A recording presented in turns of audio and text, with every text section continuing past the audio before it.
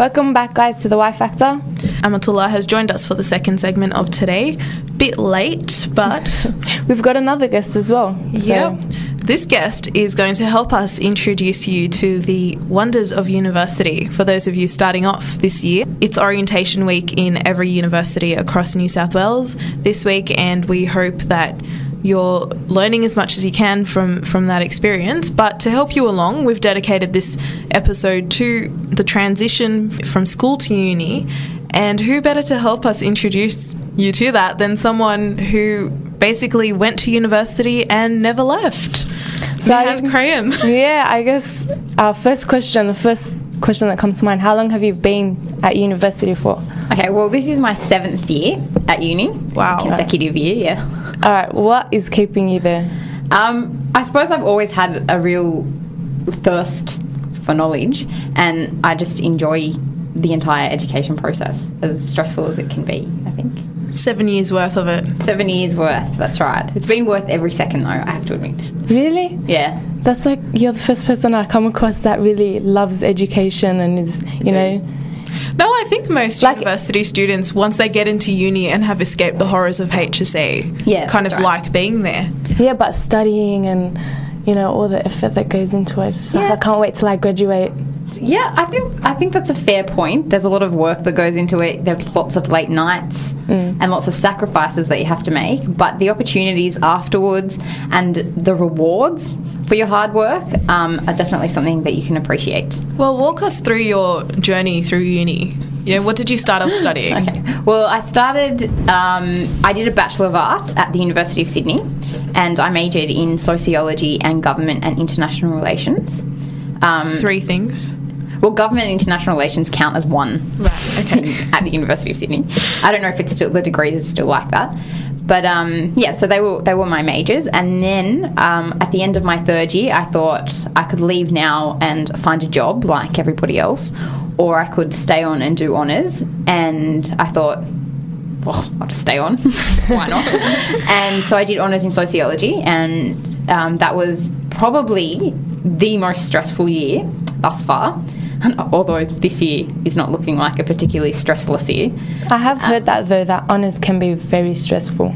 Yeah, it is. It's an extremely stressful time because there's so much work to do in such a condensed period. And you get told at the beginning when you do honours to send an email to your friends and tell them that you'll see them in 9 months. Oh. And that is quite literally what you have to do. Just to clarify to our listeners who don't really know the terminology, what exactly is honours all about? Well, honours is an extra year, usually 1 year, attached to the end of your bachelor's degree, and it's the production of a thesis, a very specific research project in a very specific area. And yeah, you basically complete it at the end of 3 years, and it's just to specialise you in something, and usually to get you ready for a research degree. And that did kind of set you up for your PhD, which you're kind of doing now? Yes.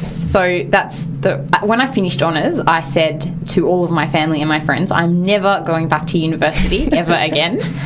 And subhanAllah, 4 months later, I found myself at UTS starting my PhD. And once I'd had that break, I knew that was something that I couldn't stay away from for too long. So what motivated you to do the PhD? What was it? If you're saying that, I was like, okay, I'm never doing this again. What made you come back? For me, I think it was, I really missed being at uni, and I missed that intense learning period. And it was a combination of things, but I guess it was just, in the end, nasib. But I couldn't find a job in that period either, in those 3 months that I had off. And it was so hard. There were no job opportunities basically in Australia at the time. It was, I'm not applying for PhDs. I don't want to apply for a PhD. I'm going to take a year off and I want to work. And anyway, so I spent 4 months looking for a job and couldn't find anything that I liked or that I was particularly passionate about. And then UTS had extended their PhD deadlines. And so I thought, whatever, I'll just put in an application, I'll see what happens. Okay. And it usually takes a few attempts for a lot of people to be accepted into a PhD. So I thought, if I'm not accepted this time, I can see what I did wrong in my application and I'll apply again next year. And then a few weeks later, they were like, so congratulations, you start in a month. And and so that's how it came about. But during that period, I had really missed being at uni and missed applying myself to something. Yeah. So, that's how I like that you emphasise that, because it's uni is not just about, being there on the scene. Like, you weren't just missing the sandstone buildings of UCID or the people that you see on campus. No, you were missing the actual learning process. That's right. And I think the thing with uni is that people get really carried away with the whole, I'm learning all this stuff, but I'm never going to be able to use it when I get a job and blah, blah, blah. Well, a lot of the stuff that you learn at university, you're not going to be able to use or practically apply in a job when you get it. But you're also at uni to get an education, not just get a job. And that means learning about a whole lot of things that you're not necessarily going to have to just pull out of thin air one day when you're sitting in an office, but that actually make you a well-rounded person. So sometimes you just learn skills. Yeah. And not necessarily anything, that you're going to be able to apply. I was speaking to two people yesterday, and they were saying, I miss uni, they've already graduated. And they're like, just learning something new every day. And even the social thing, it's not only about the education. Obviously, you're there mainly for the education, but they love the social life there as well. So for the first years out there listening, I think there is a lot to take from university, and it's, alhamdulillah, it's a blessing that you did get the opportunity to get into uni. And for those people who didn't get into university straight away, there's other alternative pathways, At UTS we have something called InSearch. At UWS I think it's called Unitrack. Unitrack, yeah. Something. I'm sure Sydney Uni and Macquarie have something similar as well. Or you could go to TAFE and then, accelerate into uni afterwards. Or, so uni's not necessarily for everybody either. Yeah, that's right. And it's not... if you don't want to go to university, that's fine. You can do these same sorts of things by applying yourself in some other area, whether it's in a traineeship or... apprenticeship. Whatever it is. Yeah. And I think the important thing is just that you are applying yourself. And especially for first years, because the whole experience is so unsettling. Yeah. And you get to uni and you're so confused, and no one's giving you any direction, really, and no one's spoon-feeding you anything. Exactly. I think that's a major difference from school. The guidance, you have to really go and search for it and talk to your lecturers, and you're the one that always has to make the first thing. That's right. And I think there's also a lot of... the thing with first year is you're always wondering if this is what you really want to be doing. Exactly. So you spend so much time there thinking, I don't even know if I want to be a journalist, or I don't even know if I want to be a lawyer. And that's true. First year can be really boring, in all honesty, because it's a lot of introduction, and so you're just skimming the surface of everything. You're not going into very much depth. But if you do have some kind of drive, if there is some aspect of the course that you are liking, then stick with it and see what happens in second and third year. Yeah, I think Amatullah had an experience with her first year as well that you wanted to share. Yeah, well, I was I'm studying speech pathology, and I had a friend. Well, she actually dropped out of speech pathology, and her mum was always like, no, don't do speech pathology, it's so bad and everyone hates it, and I know so many girls that don't like it.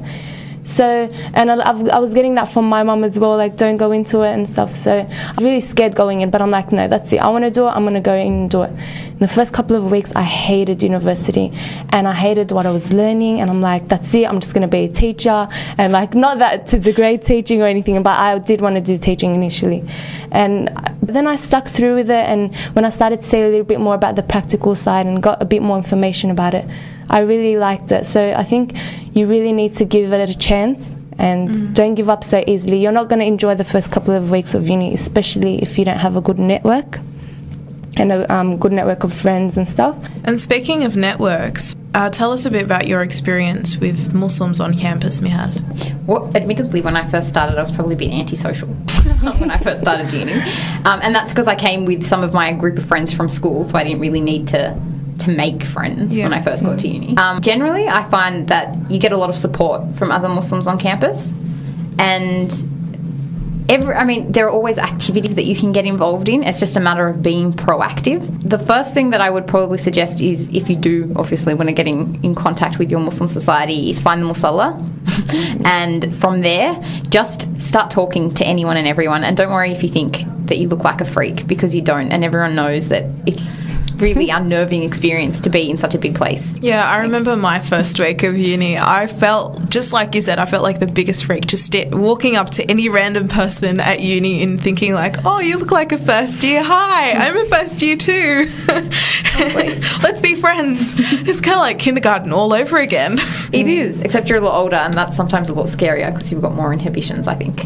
Oh my God, people are judging me. And it's not just about who I can sit and have lunch with. It's these are people you're going to kind of be stuck with for the next 3 or 4 years. Or 7 in Mehal's case. Although I've had many different sets of friends.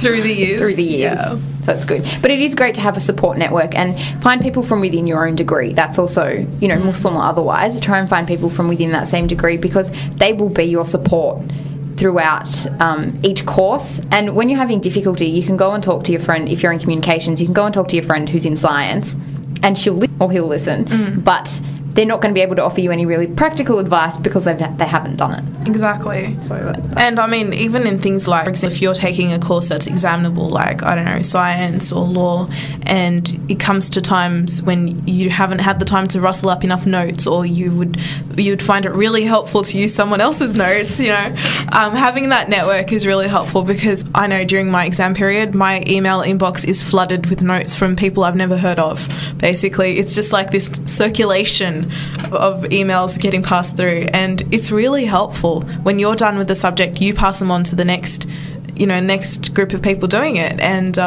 I think that's pretty much what's gotten me through my degree. Thank you, all you faceless people out there who sent me your notes. Exactly. No, I think that's a very good point to make. So as we said before, a week has been going on this week, and so we're going to go to our correspondents at Macquarie Uni who are asking first years what they're thinking as they approach their first week of uni.